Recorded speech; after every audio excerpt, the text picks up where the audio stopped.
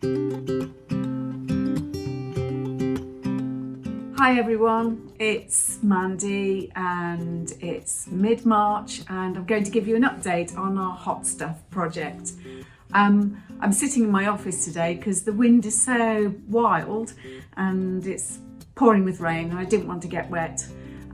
So I've got a boring background at the moment, but I'll give you some more details of what we're doing in a video that has more action to it. But I thought I'd start with an update on what's been going on and then some of the other bits and bobs that we hope to be doing later. So the latest news is we've had, in the time since I did the last blog, we've had around about 200 calves have been born, and we're currently feeding twice a day 140 small mouths. They're very sweet, but they're quite hard work, but they're all adorable. So I'm not too unhappy about that. All's well on the calf side. Hot water side is still a problem, and particularly when we've had the hot, cold weather recently, it's been taking a lot of power to warm the water up, and sometimes we haven't been able to get it to the temperature that we want. That's particularly difficult when it's cold outside, because what we'd really like to do is give them a nice warm lunch. Anyway, so onto the hot stuff project.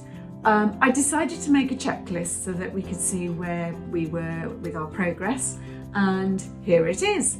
So I'm going to go through that and tick off the ones where we've made some progress.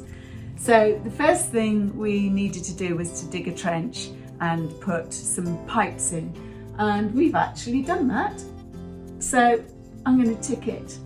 So we dug a trench that goes from the source of the water through to where the system's going to be, and then we've got a return pipe that comes back from the system through the same trench to a tap, and with a bit of luck we'll get some hot water from that tap. So that's done. Second bit was to be connecting the tanks and pipes, because the tanks are arriving with all the fittings. So we're making some progress with that. Not as soon as I wanted, I have to admit, and the weather has hampered us because we wanted to do that last week and we just couldn't do it because we couldn't get the bits together.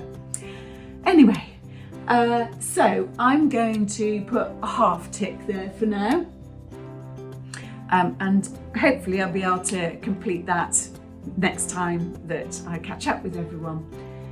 After that, we will be doing some testing, and we need to build the cell and fill the cell up, which are all these points here. But the other thing that I've managed to do is I've been looking at setting up the testing program, which is down here, which is what tests are we going to do while we're putting the system in place. The things that I want to look at are the content of the manure that we're putting into the system, into the cell. I want to look at the carbon and nitrogen levels, and I will track with that temperature and pH, and I want to do some bacterial testing. And I've spent a lot of time this last couple of weeks trying to find someone who can do the right tests for us, and it's proved to be a bit tricky. However, I had a breakthrough the other day, and someone called and said, yes, we can probably help you with that, give us a ring. So I rang them up and had a fantastic conversation with them, and they're very excited about the project, which is also a bonus. And I'm going to talk to them. The company's called Eurofin, and we're hoping to do at least a total viable count on the bacteria, and then we can track that alongside the temperature and the carbon and nitrogen, so we can get a full picture of when is the compost at its hottest, how fast does it get hot, and how fast does it cool down. So I'm quite excited about that. So I'm going to put a half tick there as well, because we have had some progress. So that's a lab to do tests, and also testing program is started. Thanks for now, speak to you soon.